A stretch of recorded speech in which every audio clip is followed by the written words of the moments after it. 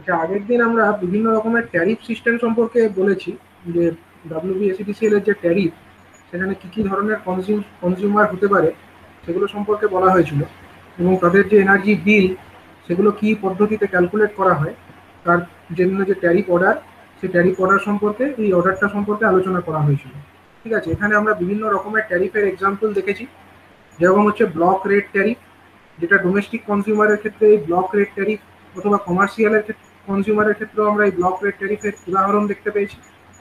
অন্যদিকে আবার হচ্ছে বিভিন্ন কমার্শিয়াল কনজিউমাররা চাইলে টিওডি অর্থাৎ টাইম অফ দ্য ডে বলে একটা ট্যারিফ সিস্টেম, সেটাও অ্যাভেল করতে পারে।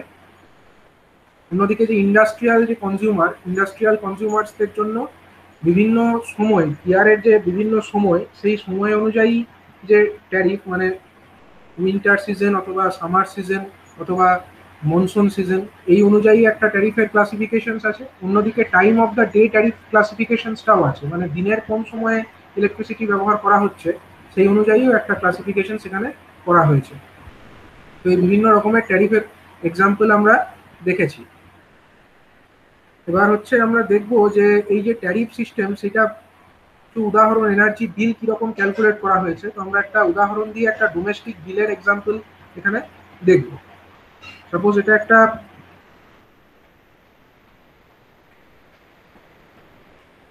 ডোমেস্টিক বিল,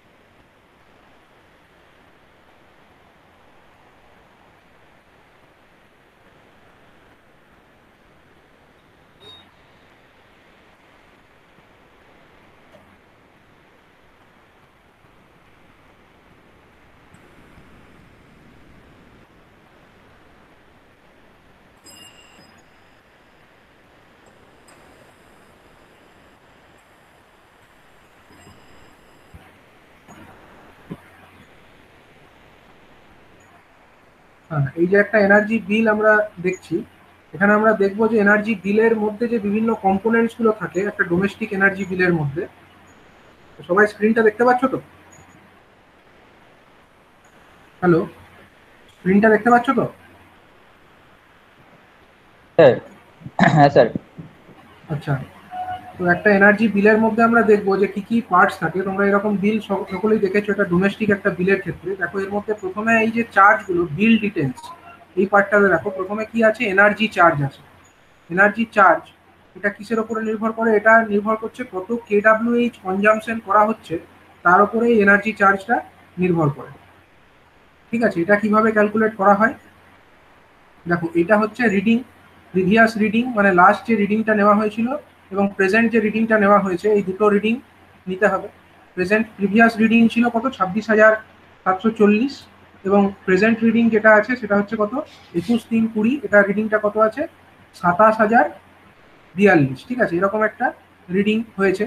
তাহলে এই দুটো রিডিং এর যদি বিয়োগ আমরা করি, 27,042 থেকে 26,740 যদি বিয়োগ করা হয়, তাহলে আমরা কত কেডাব্লিউএইচ কনজাম্পশন হয়েছে সেটা পেয়ে যাব। ঠিক আছে, এটা হলো এই 3 মাসের এনার্জি কত কেডাব্লিউএইচ কনজাম্পশন করা হয়েছে।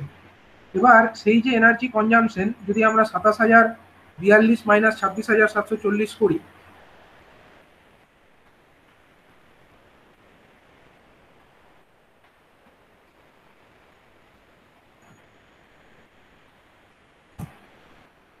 Hello sir.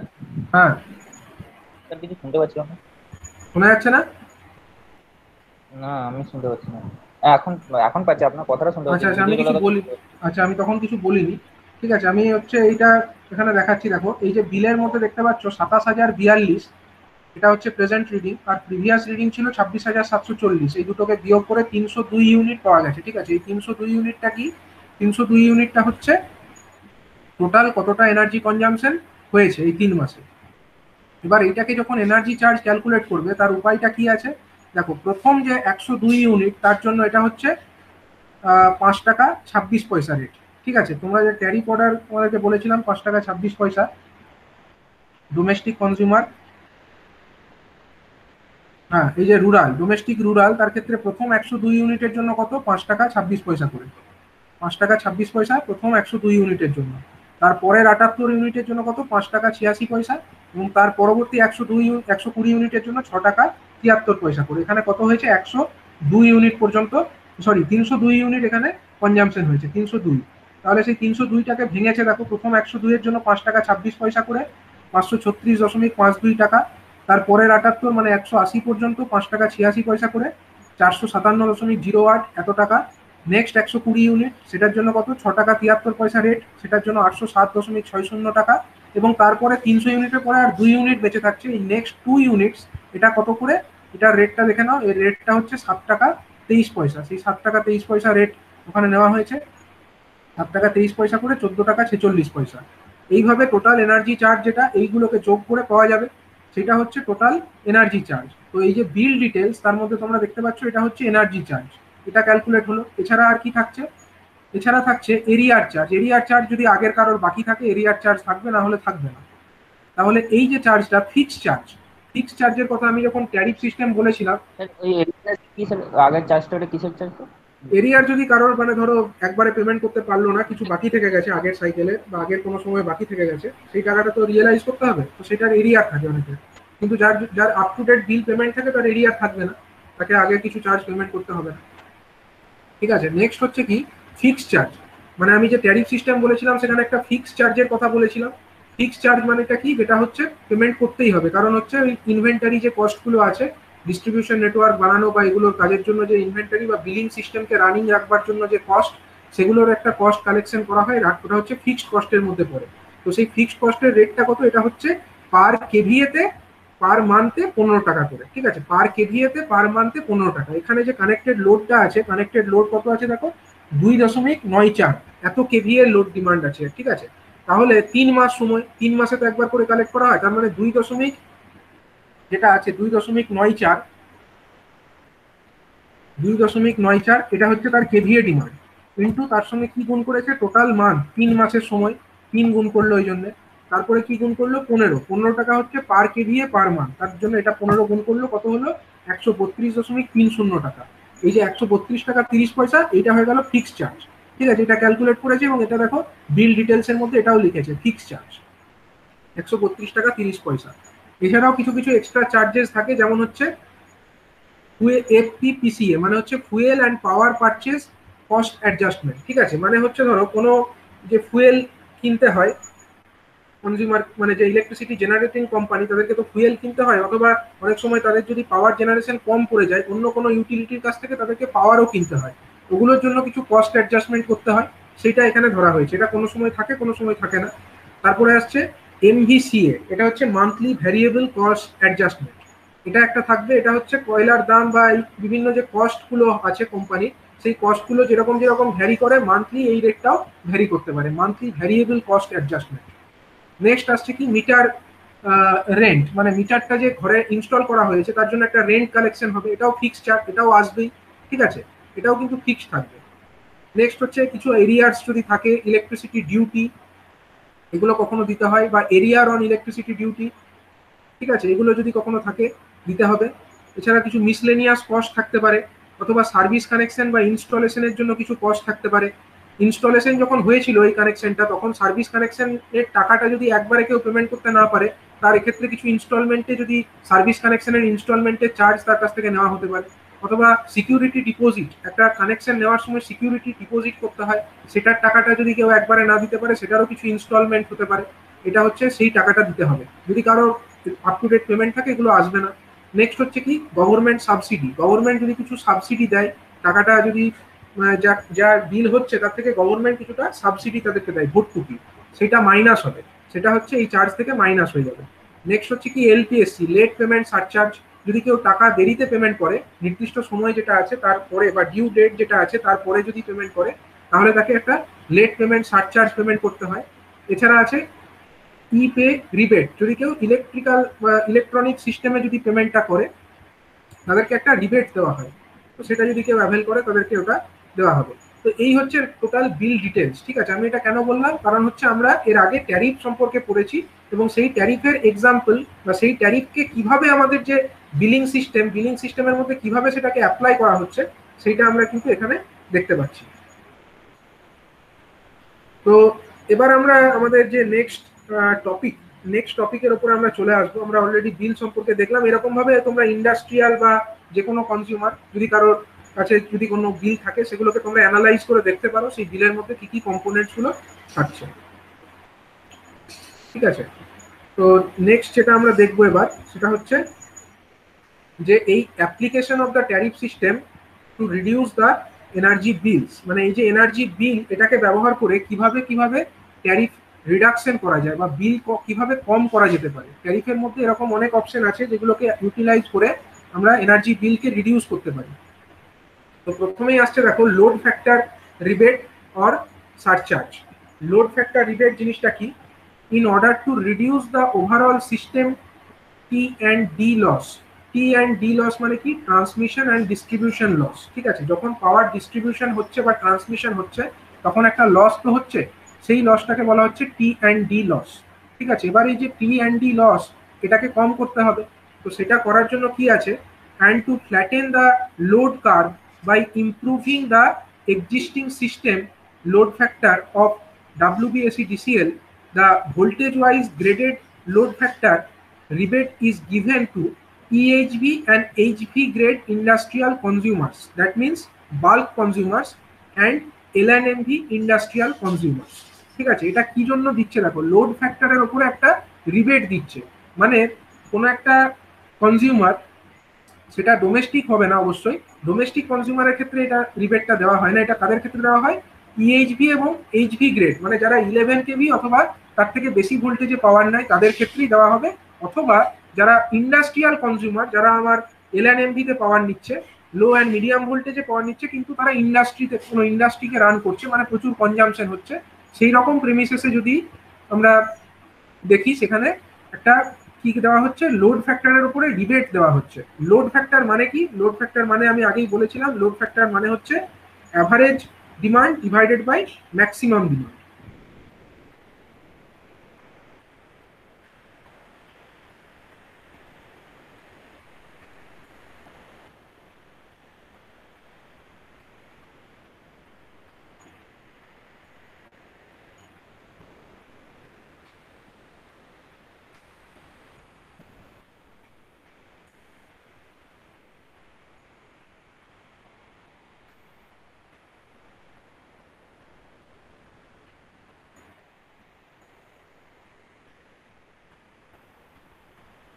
Average demand or maximum demand, এটাকে আমরা বলেছিলাম লোড ফ্যাক্টর।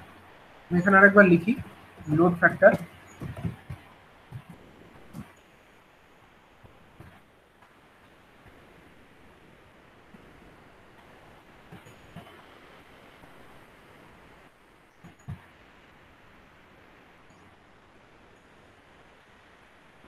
এই জিনিসটাকে আমরা কি বলি? লোড ফ্যাক্টর বলি। এবার লোড ফ্যাক্টরটা দিনের বিভিন্ন সময় বিভিন্ন রকম ভাবে ভ্যারি করতে পারে।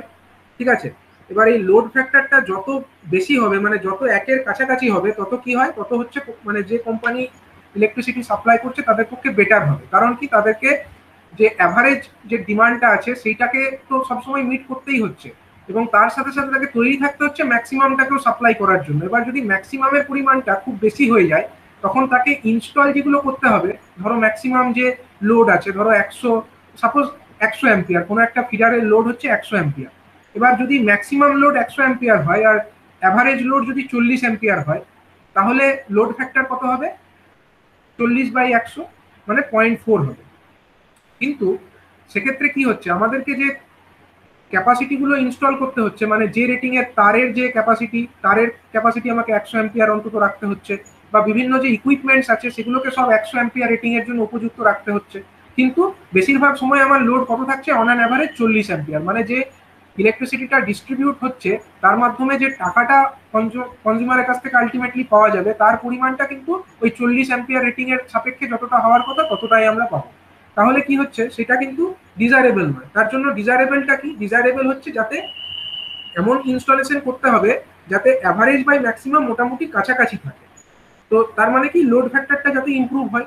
তো লোড ফ্যাক্টরকে ইমপ্রুভ করাটা সবসময় একটা টার্গেট থাকবে একটা ডিস্ট্রিবিউশন কোম্পানি, ঠিক আছে। তো সেই কারণে কি করা হয়, এই যে ট্যারিফ আছে, ট্যারিফ সিস্টেমের মধ্যে একটা রিবেটের কথা বলা হয়েছে। মানে যে কনজিউমার লোড ফ্যাক্টর যত ভালো রাখবে, বিশেষ করে এই বাল্ক কনজিউমার অথবা এলএনএমভি ইন্ডাস্ট্রিয়াল কনজিউমার, তারা যেহেতু প্রচুর কনজামশন করে, তাদের লোড ফ্যাক্টর যদি ভালো থাকে তাহলে সেটা সিস্টেমের পক্ষেও খুব ভালো হয়।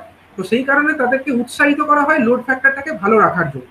তো দেখো রিবেটটা কিরকম করে দেওয়া হচ্ছে, এটা তোমরা এই ট্যারিফ অর্ডারের মধ্যেও দেখতে পাবে। ট্যারিফ যে অর্ডারটা আছে, ট্যারিফ অর্ডারের মধ্যে নিচের দিকে এলে এখানে এই লোড ফ্যাক্টরের উপরে ট্যারিফগুলো, লোড ফ্যাক্টরের উপরে যে রিবেট, সেগুলোকে আমরা দেখতে পাবো।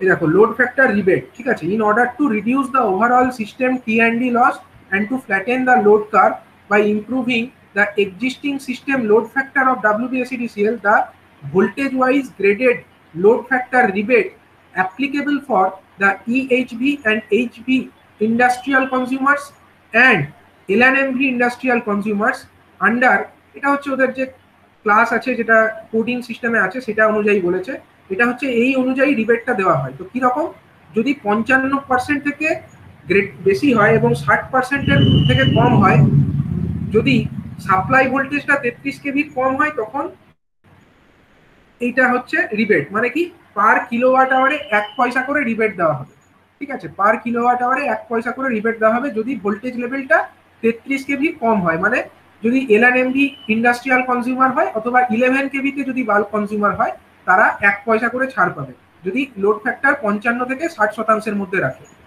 যদি এটা তোমার 60 থেকে 65% মধ্যে রাখে, তখন পার কিলোওয়াট আওয়ারে কত পয়সা করে ছাড় পাবে, 7 পয়সা করে ছাড় পাবে। যদি 65 থেকে 70-এর মধ্যে রাখে, তাহলে তখন সেটা 14 পয়সা করে ছাড় পাবে। যদি 70 থেকে 75%-এর মধ্যে রাখে, তাহলে 20 পয়সা করে ছাড় পাবে। যদি 75 থেকে 80-র মধ্যে রাখে, 25 পয়সা করে পার কিলোওয়াট আওয়ারে ছাড় পাবে। যদি 80 থেকে 85-র মধ্যে রাখে, তাহলে 30 পয়সা করে ছাড় পাবে। যদি 85 থেকে 90-এর মধ্যে রাখে, 35 পয়সা। যদি 90 থেকে 92-এর মধ্যে লোড ফ্যাক্টর পার্সেন্টেজটাকে রাখে, তখন হচ্ছে 40 পয়সা পার কেডব্লিউএইচ এ ছাড় পাওয়া যাবে। যদি 92 থেকে 95%-এর মধ্যে রাখে, তখন 45 পয়সা ছাড় পাওয়া যাবে। এবং যদি 95%-এর থেকেও বেশি লোড ফ্যাক্টর রাখে, তখন 50 পয়সা পার কেডব্লিউএইচ এ ছাড় পাওয়া যাবে। এটা কাদের ক্ষেত্রে, এটা হলো বিলো 33 কেভি, মানে হচ্ছে ইন্ডাস্ট্রিয়াল কনজিউমার হতে হবে তাদেরকে, এবং তারা 11 কেভিতেও নিতে পারে, অথবা এলএনএমবি ইন্ডাস্ট্রিয়াল হলে তাদেরকেও এই ছাড়টা দেওয়া হবে।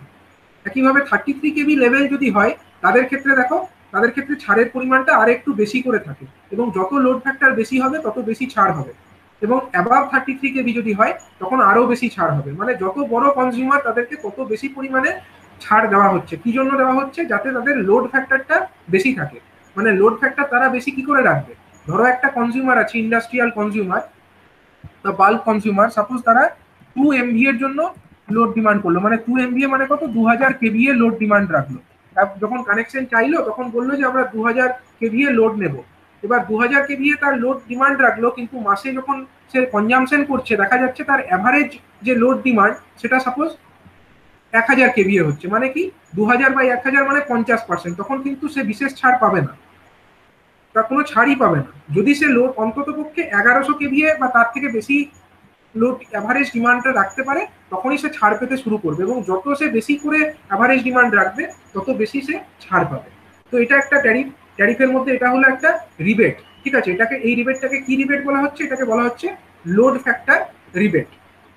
তো এটাই এখানে ছকের আকারে লেখা হয়েছে যে WBSEDCL এর যে ট্যারিফ সিস্টেম, সেই অনুযায়ী বলা হচ্ছে যে কনজিউমার, বিশেষ করে ডোমেস্টিক নয়, বাল্ক কনজিউমার এবং এলএনএমভি ইন্ডাস্ট্রিয়াল কনজিউমার, তারা যাতে তাদের লোড ফ্যাক্টরগুলোকে ভালো রাখে, এবং লোড ফ্যাক্টর ভালো রাখার মাধ্যমে সিস্টেমের যে টি&ডি লস, সেটা কমাতে যদি সহযোগিতা করে, তাহলে তাদেরকে এই রকম রেট অনুযায়ী রিবেট দেওয়া হবে, ঠিক আছে।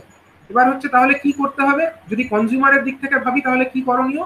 So by properly scheduling the production in the industries and thereby maintaining the load factor value at a good level, a significant amount of rebate can be obtained in the electricity bill. তাহলে যদি কোনো industry আমাদের থাকে বা ইন্ডাস্ট্রির সঙ্গে আমরা যুক্ত হয়, তাহলে কি করতে হবে, চেষ্টা করতে হবে যাতে এমনভাবে প্রোডাকশনটাকে শিডিউল করা যায়, যাতে সারা দিনেই মোটামুটি একটা অ্যাভারেজ লোড ডিমান্ড মেনটেন করা থাকে। এবং অ্যাভারেজ লোড ডিমান্ড মেনটেন করার মাধ্যমে সিস্টেমের যে লোড, সেটাকে একটা কনস্ট্যান্ট লেভেলে মেনটেন রাখা যায়, এবং বেশি লোড ফ্যাক্টর রাখার মাধ্যমে কি করা যায় না, বেশি লোড ফ্যাক্টর রাখার মাধ্যমে এই যে রিবেটগুলো আছে এই রিবেটগুলোকে পাওয়া যায়। ঠিক আছে, তাহলে এটা একটা সিস্টেম হলো যে লোড ফ্যাক্টর রিবেট। তো নেক্সট যেটা আসছে পাওয়ার ফ্যাক্টর রিবেট অথবা সারচার্জ।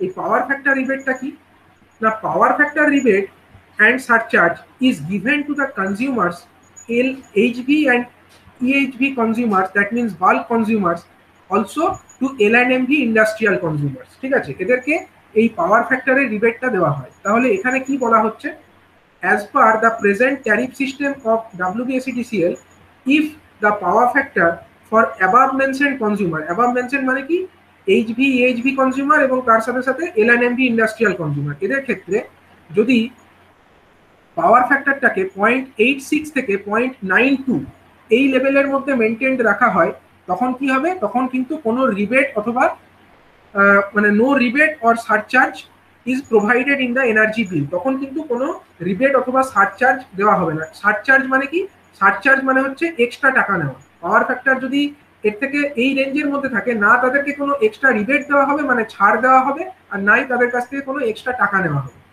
পাওয়ার ফ্যাক্টরের জন্য।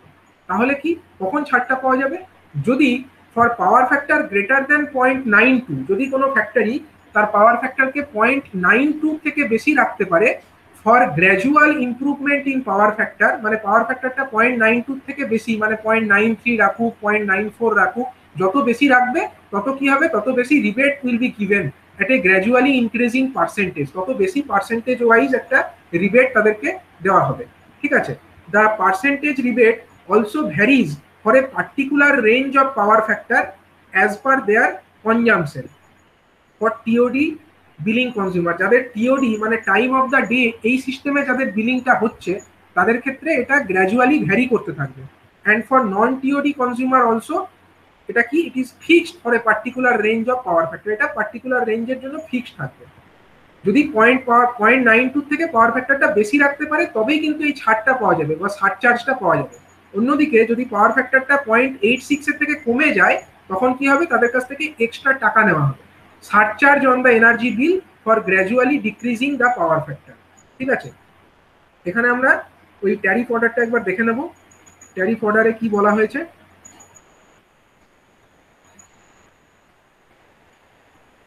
এই দেখো এটা হচ্ছে পাওয়ার ফ্যাক্টর সারচার্জ। ঠিক আছে, এখানে কি বলা হচ্ছে দেখো 10 নম্বর পয়েন্টটা দেখো, the power factor rebate and surcharge shall continue for all category of consumers under HV and EHV, high voltage and extra high voltage, including the consumers under rates, এগুলো বিভিন্ন রেট আছে, ওদের বিভিন্ন সিস্টেম আছে, TA TB, ঠিক আছে, এরকম বিভিন্ন বিলিং সিস্টেম আছে, and also for L&MV industrial consumers। ঠিক আছে, and those to whom already applicable at present, মানে এই ট্যারিফ অর্ডারটা যখন বেরিয়েছিল তার আগেও এই সিস্টেমটা ছিল, মানে এই পাওয়ার ফ্যাক্টরের রিবেটটা তার আগেও চালু ছিল।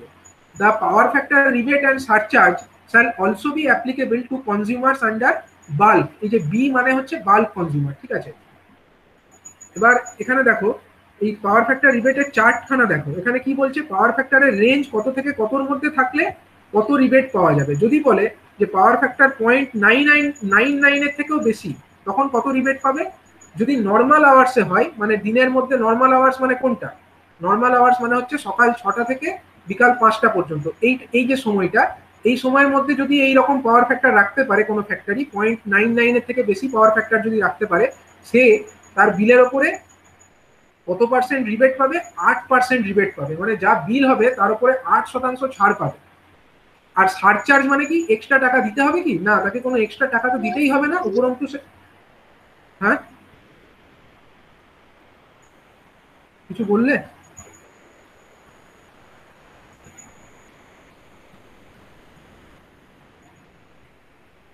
দেখো যদি কোনো ফ্যাক্টরি পাওয়ার ফ্যাক্টর 0.99 এর থেকে বেশি রাখতে পারে তাহলে তাকে রিবেট দেওয়া হবে, মানে ছাড় দেওয়া হবে। কত ছাড় দেওয়া হবে, 8% ছাড় দেওয়া হবে, কিন্তু তার কাছ থেকে কোনো সারচার্জ নেওয়া হবে না। সারচার্জ মানে হচ্ছে এক্সট্রা টাকা, সেটা কিন্তু নেওয়া হবে না।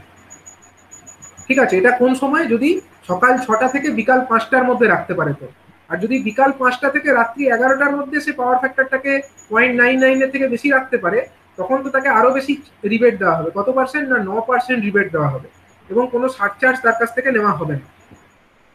এবং অফ পিক আওয়ার্স মানে হচ্ছে কত?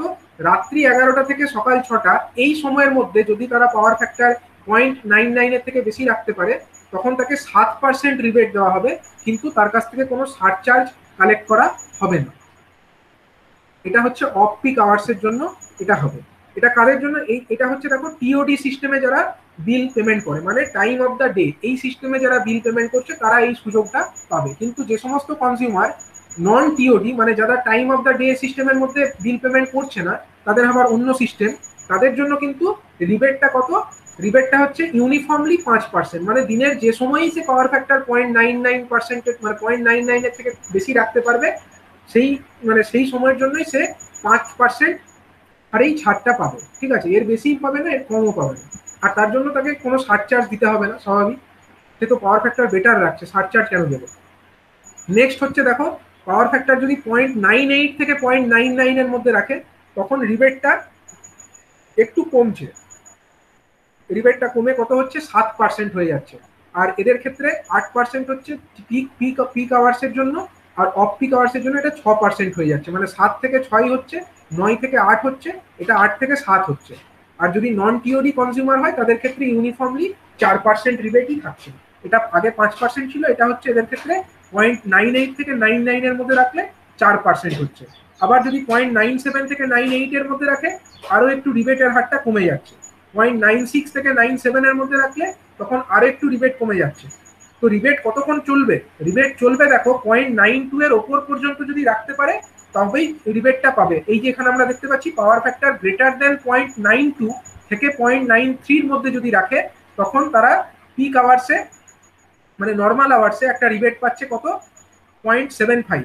ঠিক আছে, 0.75% একটা রিবেট পাচ্ছে নর্মাল আওয়ার্সে। পিক আওয়ার্সে তারা রিবেট পাচ্ছে না, অফ পিক আওয়ার্সে 1% একটা রিবেট পাচ্ছে। সরি, এটা হচ্ছে পিক আওয়ার্সে নয়, আমি ভুল বললাম, এটা হচ্ছে নর্মাল আওয়ার্সে। নর্মাল আওয়ার্সে তারা পাচ্ছে 0.75%, আর সারচার্জ তাকে দিতে হচ্ছে না, তার জন্য 0%। আর যদি এটা পিক আওয়ার্সে হয় তাহলে 1% রিবেট পাচ্ছে, সারচার্জ দিতে হবে না। আর এটা কি যদি অফ পিক আওয়ার্সে হয় তাহলে 0.5% রিবেট পাচ্ছে, কিন্তু তাকে কোনো সারচার্জ দিতে হচ্ছে না। অন্যদিকে যদি নন টিওডি কনজিউমার হয় তখন তারা 0.5% হারে একটা রিবেট পাবে। কিন্তু দেখো এই রিবেটটা তখনই পাবে যদি এটা পাওয়ার ফ্যাক্টর 0.92 থেকে বেশি হয় তবেই। ঠিক আছে, এবং গ্র্যাজুয়ালি যত বেশি পাওয়ার ফ্যাক্টর রাখতে পারছে তত বেশি সে রিবেট পাচ্ছে। এবার দেখো 0.86 থেকে শুরু করে 0.92, এই যে রেঞ্জটা, এই রেঞ্জের মধ্যে কিন্তু তাকে না কোনো রিবেট পাচ্ছে আর না কোনো সারচার্জ দিতে হচ্ছে। এটা হচ্ছে এমন রেঞ্জ যার মধ্যে রাখলে না এক্সট্রা কোনো ছাড় পাবে আর না কোনো এক্সট্রা টাকা তাকে দিতে হবে। ঠিক আছে, এবার কি আসছে? এবার হচ্ছে 0.86 এর থেকে যদি নিচে নেমে যায় তখন কি হবে? যদি 0.86 এর থেকে নিচে নেমে যায়, কি রকম নিচে নামছে? যদি 0.85 থেকে 0.86 এর মধ্যে থাকে তখন তাকে 1% এক্সট্রা টাকা দিতে হবে। এটাকে সারচার্জ অথবা পেনাল্টিও বলতে পারে। আবার হচ্ছে যদি তাকে এটা যদি নর্মাল আওয়ার্সে হয় তো, আর যদি এটা পিক আওয়ার্সে হয় তখন 1.25% হারে এক্সট্রা টাকা দিতে হবে। আর যদি এটা অফ পিক আওয়ার্সে হয় তখন 0.75% হারে এক্সট্রা টাকা দিতে হবে। আর যদি এটা দিনের যে কোনো সময়ে হয়, মানে নর্মাল যেটা নন টিওডি কনজিউমার তাদের ক্ষেত্রে এটা হচ্ছে 0.75%, এই হারে টাকাটা এক্সট্রা দিতে হবে। ঠিক আছে, এবার যদি পাওয়ার ফ্যাক্টর আরো কমে যায় তাহলে কি হবে? পাওয়ার ফ্যাক্টর যদি 0.84 থেকে 0.85 এর মধ্যে থাকে, দেখো সারচার্জের পরিমাণটা আরো বেড়ে গেল, আরো বেশি টাকা তাকে এক্সট্রা দিতে হচ্ছে। ঠিক আছে, এবং এরকম চলতে থাকছে, যত নিচে নামবে তত বেশি টাকা তাকে দিতে হবে। এবং যদি এটা 0.8 এর থেকে আরো নিচে চলে, তার নিচে যতই নিচে চলুক, তাকে যদি এটা নর্মাল আওয়ার্সে হয় তাহলে 6%, যদি এটা পিক আওয়ার্সে হয় তাহলে 7%, আর যদি এটা অফ পিক আওয়ার্সে হয় তাহলে 5% হারে এক্সট্রা টাকা দিতে হবে বা সারচার্জ দিতে হবে। অন্যদিকে যদি এটা নন টিওডি কনজিউমারের ক্ষেত্রে হয়, মানে যারা টিওডি সিস্টেমে বিল পেমেন্ট করে না তাদের ক্ষেত্রে যদি হয়, তাহলে 0.8 এর থেকে নিচে পাওয়ার ফ্যাক্টর রাখলে তাকে 3.5% এক্সট্রা টাকা পেমেন্ট করতে হবে। তাহলে বুঝতে পারছো, একটা ইন্ডাস্ট্রি যদি চালাতে হয়, ইন্ডাস্ট্রির ইলেকট্রিক্যাল কানেকশন যখন নেওয়া হবে তখন লক্ষ্য রাখতে হবে যেন পাওয়ার ফ্যাক্টরটা যতটা সম্ভব বেশি রাখা যায়, এবং যত পাওয়ার ফ্যাক্টরটা 0.92 বা তার থেকে বেশি রাখা যাবে তত ইলেকট্রিসিটি বিলে কিন্তু ছাড় পাওয়া যাবে। আর তা না হলে যদি 0.86 এর থেকে নিচে নেমে যায় তখন এক্সট্রা টাকা পেনাল্টি হিসাবে দিতে হবে। ঠিক আছে, তার মানে আমরা চেষ্টা করব কি, যদি একটা ইন্ডাস্ট্রির পার্সপেক্টিভে আমরা দেখি, চেষ্টা করতে হবে পাওয়ার ফ্যাক্টর রিবেট যেটা আছে সেটাকে অ্যাচিভ করার, তার জন্য পাওয়ার ফ্যাক্টরটাকে যতটা সম্ভব ইমপ্রুভ করার চেষ্টা করতে হবে। তাহলে আমরা প্রথম ফ্যাক্টর কি দেখলাম, load factor. Load factor improve করে আমরা ইলেকট্রিসিটি বিলে ছাড় পেতে পারি, অন্যদিকে পাওয়ার ফ্যাক্টর ইমপ্রুভ করেও আমরা ইলেকট্রিসিটি বিলে রিবেট পেতে পারি। নেক্সট আমরা কি দেখবো, আরেকটা প্রভিশন আছে কি না, সেই প্রভিশন হচ্ছে there are provision for energy saving if the consumers under the TOD billing system consumes more power during the off-peak period, ঠিক আছে, as compared to the normal peak load hours বা peak load periods।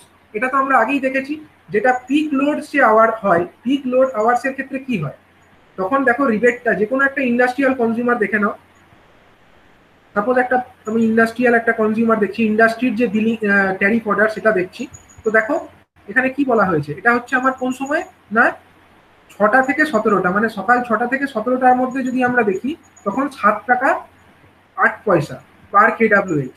যদি বিকাল 5টা থেকে মানে 6টা থেকে বিকাল 5, সকাল 6টা থেকে বিকাল 5টা এই সময়ের মধ্যে 7 টাকা 8 পয়সা পার কেডব্লিউএইচ। যদি বিকাল 5টা থেকে রাত্রি 11টা দেখি তখন হচ্ছে 8 টাকা 50 পয়সা। আবার যদি আমরা দেখি রাত্রি 11টা থেকে সকাল 6টা, সেই সময় 5 টাকা 31 পয়সা। তার মানে কি, যত আমরা অফ পিক আওয়ার্সে চালাবো, মানে এই যে সময়টা রাত্রি 11টা থেকে 6টা সকাল 6টা এই সময়ের মধ্যে হচ্ছে অফ পিক আওয়ার্স, ওই সময়ের মধ্যে যত বেশি কনজাম্পশন করব তত আমাদেরকে কম রেটে বিল পেমেন্ট করতে হবে।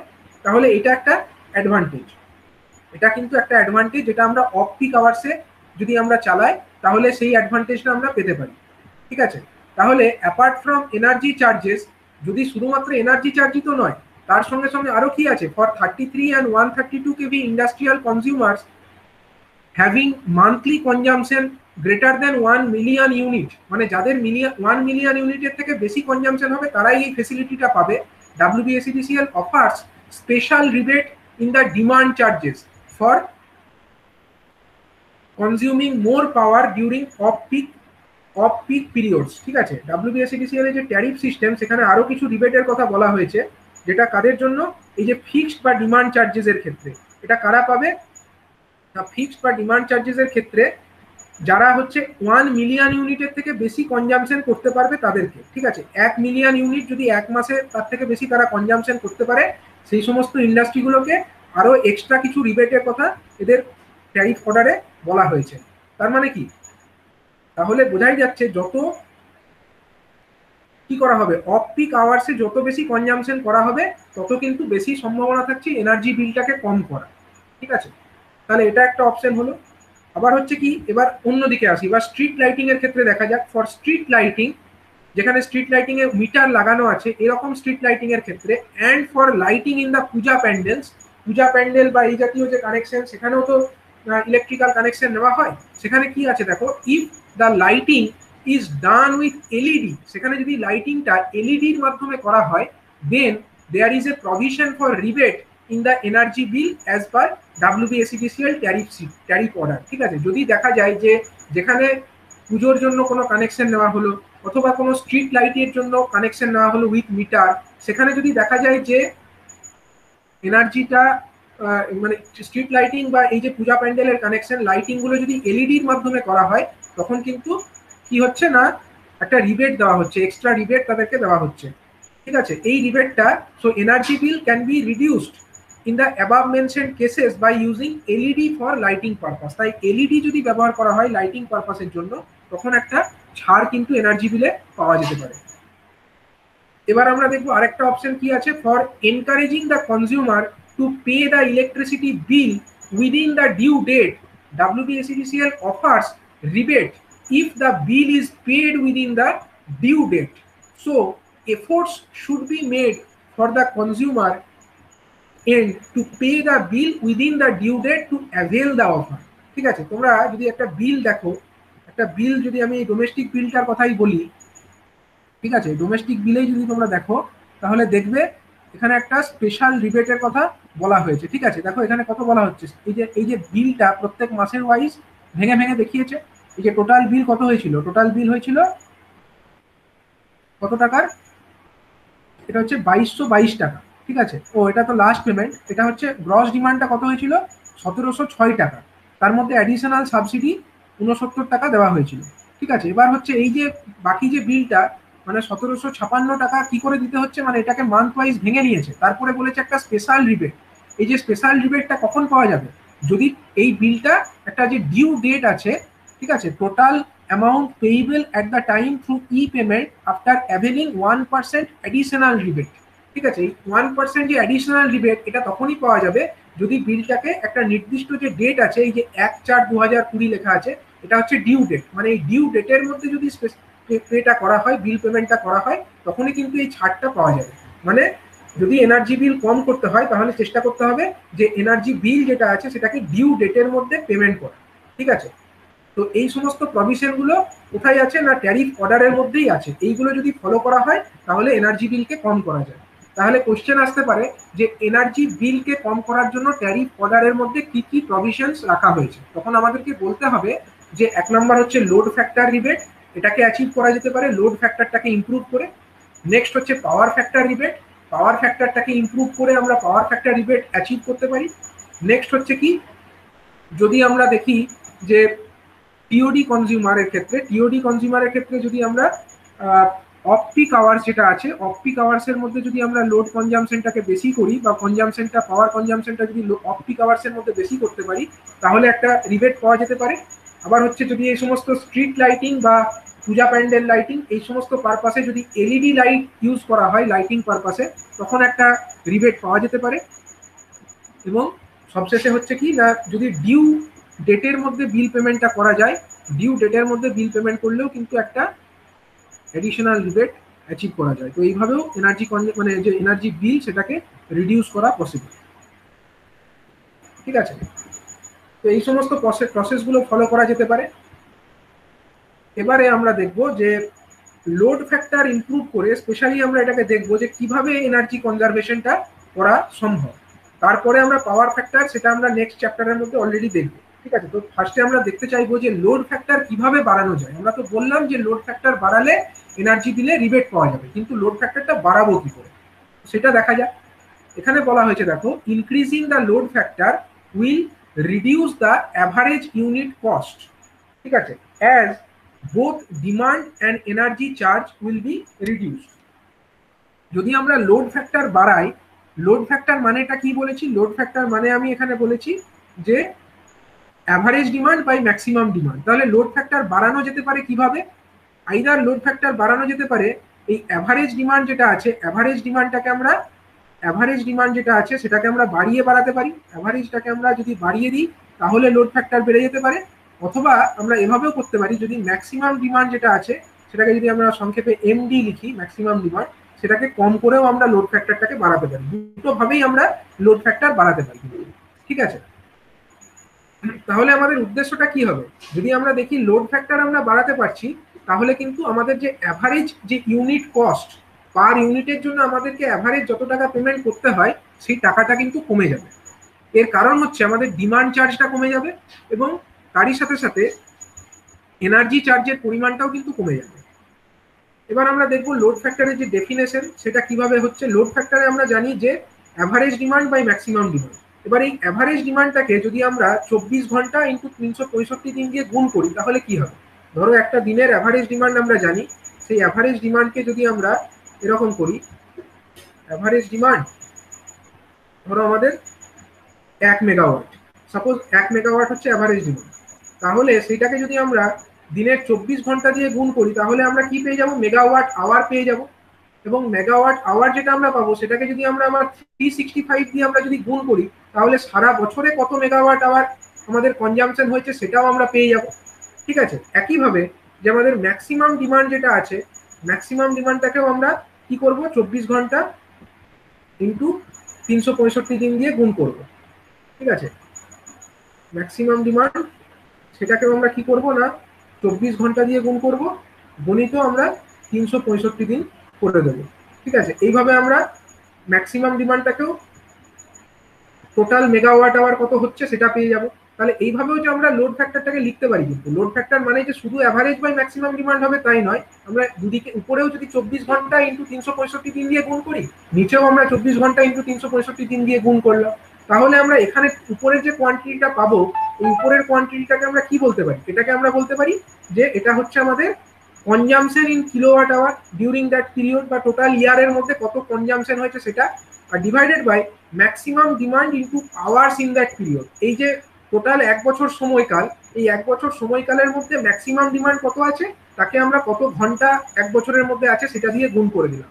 তাহলে এই হিসাবেও আমরা একটা লোড ফ্যাক্টরকে ডিফাইন করতে পারি। ঠিক আছে, এবার আমাদেরকে কি করতে হবে? আমাদেরকে লোড প্রোফাইলটাকে দেখতে হবে। লোড প্রোফাইল মানে কি? লোড প্রোফাইল মানে হচ্ছে এই যে লোড ফ্যাক্টর বা অ্যাভারেজ ডিমান্ড যেটা, সেটা বছরের সারা বছরের মধ্যে কি রকম ভাবে বা একটা টোটাল 24 ঘন্টা সময়ের মধ্যে কি রকম ওয়েতে সেটা ভ্যারি করছে। এই যে প্যাটার্ন একটা পাবো, মানে একটা যদি 24 ঘন্টা দিন আমরা বলি, এটা ধরো সকাল 6টা, সকাল 6টা থেকে এটা হলো পরের দিন সকাল 6টা, এটা হলো 6 AM টু সাপোজ এটা হলো আমাদের পরের দিন সকাল 6টা পর্যন্ত। এই যে 24 ঘন্টা সময়কাল, এই সময়কালের মধ্যে এটা হলো সাপোজ ওয়াই অ্যাক্সিস বরাবর আমরা লোডটাকে শো করছি। ঠিক আছে, এবার এই যে লোডের প্যাটার্নটা আমরা আঁকলাম, এই যে লোডটা ভ্যারি করছে এই প্যাটার্ন অনুযায়ী, এই প্যাটার্ন থেকেই আমরা বুঝতে পারবো কি, এই প্যাটার্ন থেকেই আমরা বুঝতে পারবো যে কখন কত ডিমান্ড ছিল এবং কত ডিমান্ড ছিল এবং ম্যাক্সিমাম ডিমান্ড কত। তার মানে কি, আমরা এই লোড প্রোফাইলটাকে অ্যানালাইজ করবো। আমাদের যে কোনো যদি ইন্ডাস্ট্রি থাকে, সেই ইন্ডাস্ট্রিতে আমরা হিসাব করবো যে আমাদের 24 ঘন্টার লোড প্রোফাইলটা কিরকম দেখতে, সেইটাকে অ্যানালাইজ করে করে আমরা দেখবো যে ম্যাক্সিমাম ভ্যারিয়েশনসটা কোথায় হচ্ছে, এখানে এত বেশি লোড আছে, এখানে এত কম লোড আছে।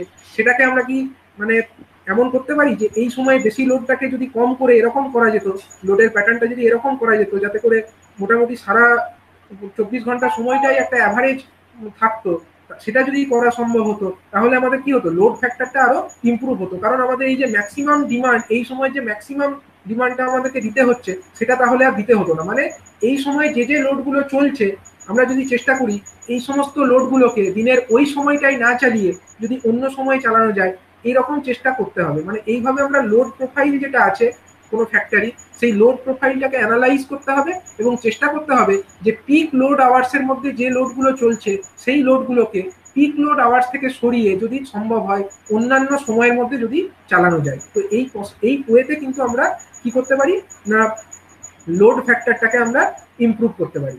তো মূলত দুটো প্রসেস আছে লোড ফ্যাক্টরটাকে ইমপ্রুভ করা। সেই দুটো প্রসেস কি কি? এক হচ্ছে ম্যাক্সিমাম ডিমান্ডটাকে রিডাকশন, যেটা আমি বললাম। এখানে এই যে ম্যাক্সিমাম ডিমান্ড এই সময়ে হয়েছিল, এই যে লোডটা আছে এটাই তো ম্যাক্সিমাম লোড বা এটাই ম্যাক্সিমাম ডিমান্ড। আমরা চেষ্টা করবো কি এই ম্যাক্সিমাম ডিমান্ডটাকে কম করে দেওয়ার, মানে এই সময় যে যে লোডগুলো চলতো ওগুলোকে দিনের অন্যান্য সময় ভাগ করে চালানো। ঠিক আছে, তাহলে এটা একটা ওয়ে হতে পারে ম্যাক্সিমাম ডিমান্ডটাকে কম করলে আমার এই নিচের যে অংশ ডিনোমিনেটর এটা আমার কমে যাবে এবং লোড ফ্যাক্টরটা আমার বেড়ে যাবে। এটা একটা ওয়ে হতে পারে।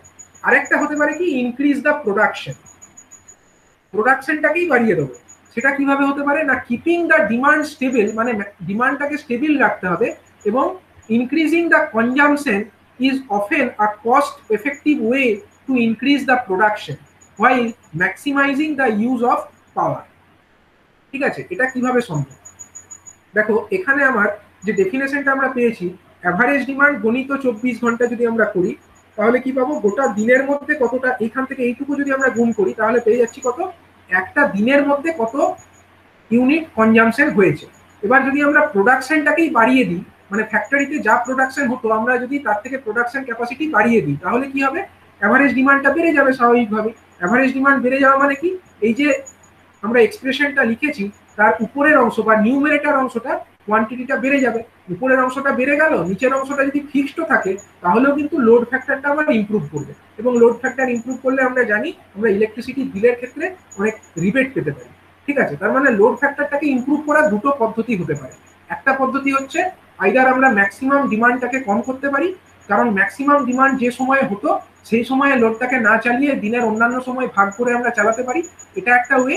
অথবা আমরা করতে পারি কি না, ফ্যাক্টরির যে প্রোডাকশন ক্যাপাসিটি সেটাকেই বাড়িয়ে দিতে পারি ম্যাক্সিমাম ডিমান্ডটাকে ফিক্সড রেখে, এবং এর মাধ্যমে আমরা অ্যাভারেজ কনজামশন যেটা সেটাকে বাড়াতে পারি এবং লোড ফ্যাক্টরটাকে আরো ইমপ্রুভ করতে পারি।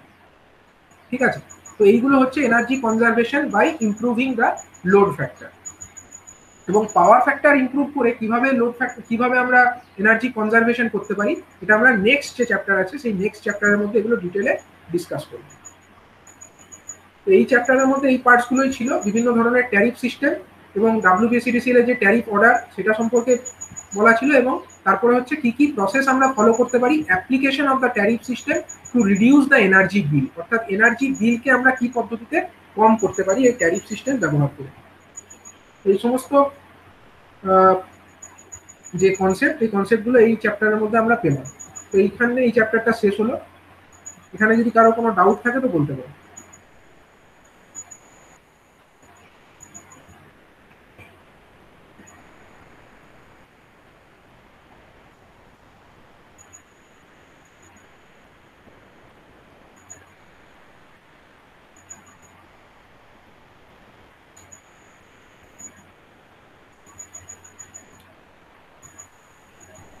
ঠিক আছে, তাহলে চ্যাপ্টার আমি এখানেই শেষ করছি। নেক্সট ডেতে আমি এর পরবর্তী চ্যাপ্টার যেটা আছে ওটা স্টার্ট করব।